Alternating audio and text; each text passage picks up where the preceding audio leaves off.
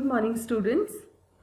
Today we will be beginning with the next lesson, that is Unit 1.3, the COP and the Anthem.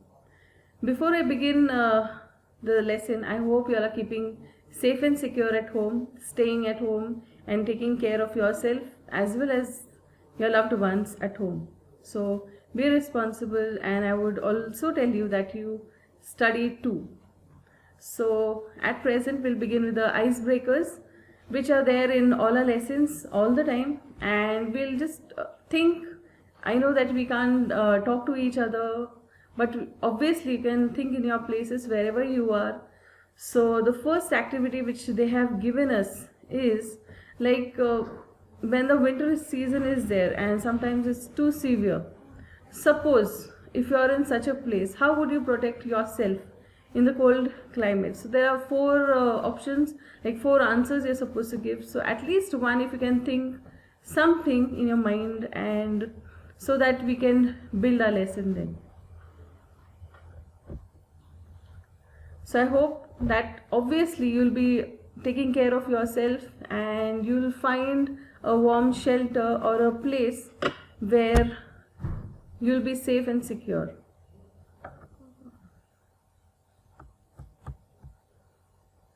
The second activity is like, there are some times when we are scared or we can be naturally relieved. Alright, so if there are some things like that, how are those situations? Like, you can think in your mind, like when you feel relieved or scared. So you reason accordingly and just think about these things. Or if you see a cop approaching and if you've done something wrong, what will happen? Or when you're in the company of your parents or friends, how you are safe and secure.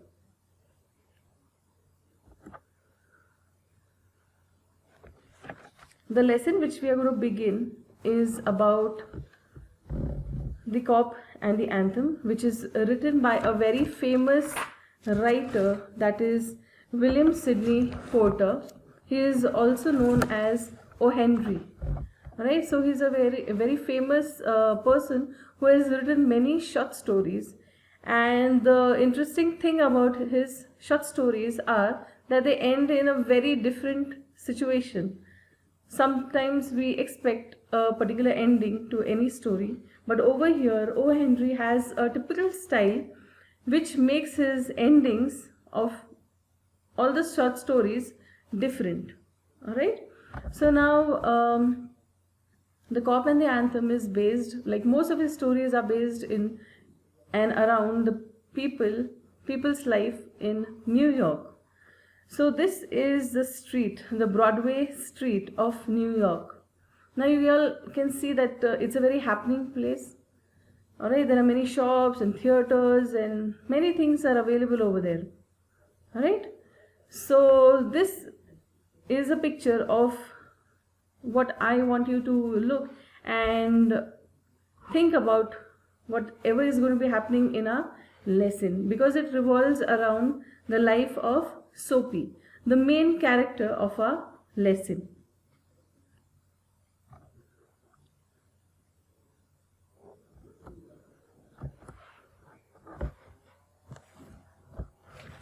Now Soapy is a vagabond, alright, and I'll just tell you the story in short.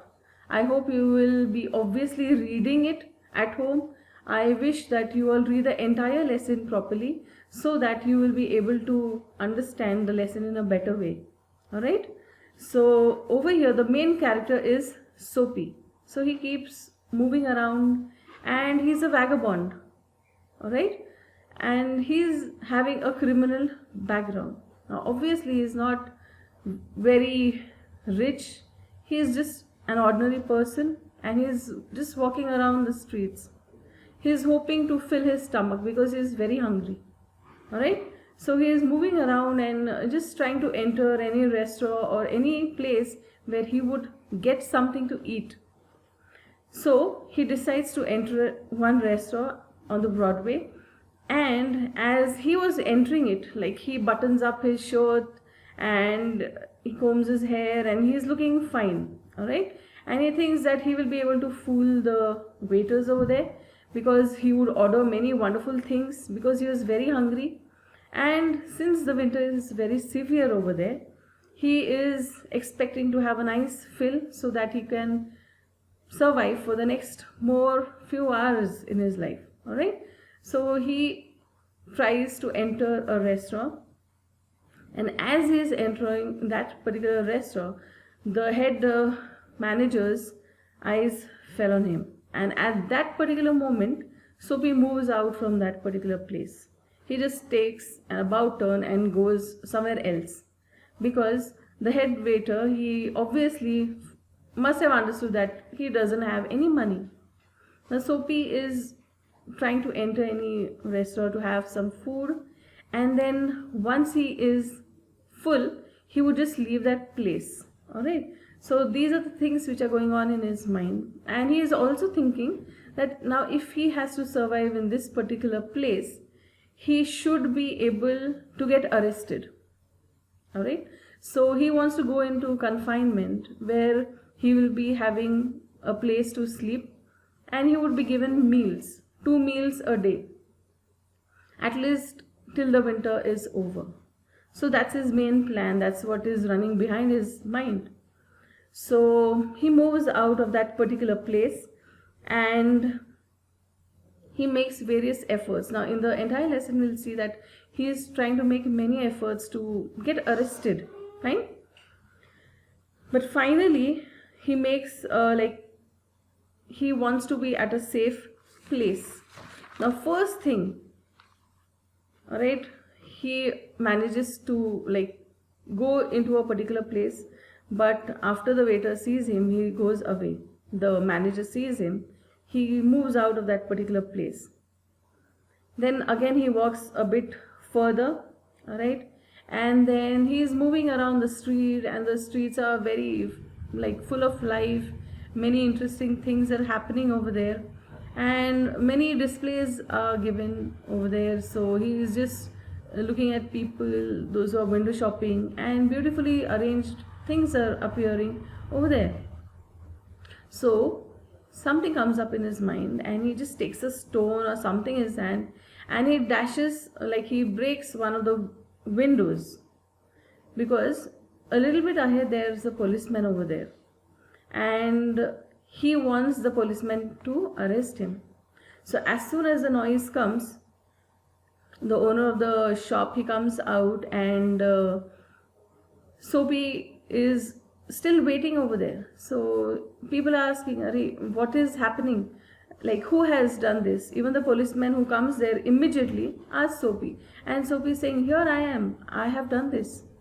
But the policeman says that I don't think so, you are the person, because even if anyone does such a thing, they won't wait in that particular place. They will obviously run away. And he sees that one person has he's already running on the street. So the policeman goes behind him. So now this is the next attempt which is failed, and then Soapy is really feeling terrible, and again he moves around on the street. This time he is very hungry also. Finally he sees a place where there are many people who are having lots of food and ordering many things. So he thinks that this place might be safe for him and no one will get hold of him. So he enters that particular place, has wonderful food over there, food and wine, and is totally happy that he's been able to fill his stomach. And after he finishes his food, he tells the waiter that I don't have a penny in my pocket, I don't have any money. So it'll be better that if you call a cop. So this particular waiter, they just throw him out of the restaurant. They don't charge any money from him, but they just leave him outside. They just throw him outside. Now this is the next attempt which has gone fail, and Soapy is really feeling very terrible now because he really wants to get arrested, and getting arrested seems an elusive dream for him now. Now he is moving on the streets, and let me tell you that Broadway Street is a huge place where many things are happening, many things go around. Alright, so this place is almost always crowded by people. Later, at a particular place, he pretends to be drunk and he is just behaving in a really bad way. Now there are policemen near him, and we know that he is purposely doing things so that he will get arrested. But even the cops look at him, and they talk to each other that alright, these things are fine, and we've been given orders that we are not supposed to arrest such people. Alright, so they leave Soapy. Now Soapy is again feeling really bad that his next attempt to get imprisoned has gone fail. Alright, so he walks around on the street, he goes here and there, and then all of a sudden he sees a man. He's holding an umbrella, and he's lighting his cigar, and at that point of time Soapy just goes there and quickly grabs the umbrella and tries to walk away with it, and he's teasing that particular man. See, I have taken your umbrella and I'm running away with it. Go call a cop, see there's one over here. Right, so that particular man also tells him that no, it's all right. Actually, I found this, like I mistook this umbrella for mine, and I have just walked away with this umbrella in the morning while I was having food at a particular place. And if you think it's yours, you can have it. I don't mind. So another attempt of Soapy to get arrested has failed. Now he has a long walk, and he is just strolling around, and he reaches a quiet corner on the street. Now over here he comes to stand still because there's a wonderful church over there, and they're preparing for Sabbath. That is the preparation which will be done for the Sabbath day. Like there are people who are busy in the church, and they are practicing songs and maybe doing some activities over there, and wonderful music is also being played over there, songs are being sung, and Soapy listens to them, and he is just standing over there spellbound with the wonderful music which is being played, and it touches his heart. At that time Soapy thinks of all the things whatever he has done till now. Now he is having a criminal background. We know that he must be getting arrested for petty things, and he feels safe to be there in the prison. Now over here at this point of time, he is just standing there. He doesn't do any such thing which will make him get arrested. But now he is thinking that now this is the point in my life which I want, where I can change myself. Whatever I have done till now was really horrible, and then he hopes that he would obviously lead a good life like all the other people. He would be someone in his life. Now as he is standing over there outside the church listening to the wonderful music which is going on inside, all of a sudden someone holds his hand. And when he turns around, there's a policeman, and he arrests him. So now Soapy has finally got arrested, when at this point of time he was thinking of leading a normal life like any other person, and try to find some work, some little work which would get him along.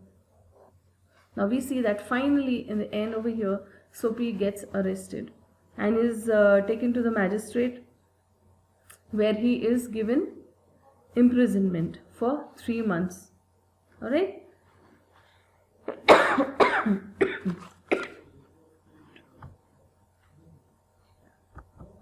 Now once again we'll just go through the lesson. There are some main points I have jotted down so that we can understand the summary in a better way. Soapy strolled around Broadway and Fifth Avenue. He is a vagabond and a person with criminal background. He makes different plans to re-enter the prison as he had no shelter to protect himself from the severe winter. He makes various efforts to get imprisoned as he thinks that it will be the safest place to survive the winters. First, he thinks of entering in a restaurant and have enough food, but as he was entering, the head waiter's eyes fell upon him and he averted the ignoble fate. At a corner of the 6th Avenue, he takes a stone and dashes it through the attractive shop window. The policeman refuses to accept Soapy even as a clue. Second attempt, he enters a restaurant opposite side of the street. He has enough food and later tells the waiter that he does not have enough money. They should call a cop. Later he is thrown outside and getting arrested seems an elusive dream. Later he pretends to be drunk and makes a scene near the policeman. They too don't arrest him. He grabs a silk umbrella of a well-dressed man. He tells the man to call a cop. The man tells him that he had picked it up this morning and if he recognizes it as his, he can keep it. On an usually quiet corner, Soapy came to a standstill near a church and he listened to music. They bring a sudden and wonderful change in his soul and he decides to conquer the evil that enslaved him and lead a good life. He would be somebody. Suddenly he is arrested and taken to the magistrate in the police court where he would serve 3 months. Now we have come to the end of the lesson and I would request you all to at least read the lesson once so that you get a better understanding of this particular lesson as well as all the other lessons given in our book. Now there are wonderful lessons given and especially O. Henry has written many short stories. Alright, so you can read from them, you can find out on your own, you can watch videos on O. Henry and obviously get into the habit of reading, which is wonderful. Thank you.